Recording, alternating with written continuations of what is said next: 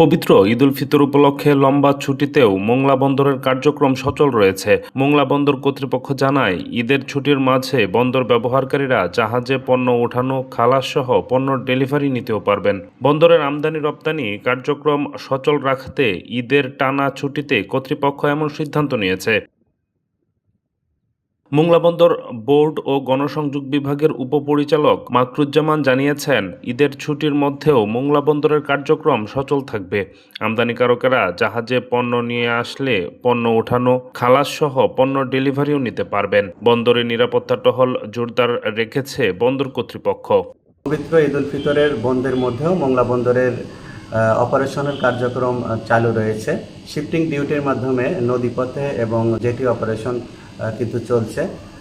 রপ্তানিকারকরা পণ্য নিয়ে আসলে রিসিভ এবং আমদানিকারকরা যদি তাদের পণ্য ডেলিভারি নেয় তাহলে এই সুযোগ সুবিধা কিন্তু 24 ঘন্টায় আগের মতনই স্বাভাবিক রয়েছে। এছাড়া আমাদের আইন শৃঙ্খলা বাহিনী কিন্তু সজাগ রয়েছে। আমাদের নিজস্ব নিরাপত্তা প্রহরী সহ নৌ কন্টিনজেন্ট এবং আনসারের মাধ্যমে নিয়মিত কিন্তু বন্দর এলাকায় টহল দেওয়া হচ্ছে এবং রেস্ট্রিক্টেড এরিয়ায় প্রবেশের ক্ষেত্রে কিন্তু পরিচয় শনাক্ত করার পরে কিন্তু শুধুমাত্র প্রবেশ করতে দেওয়া হচ্ছে।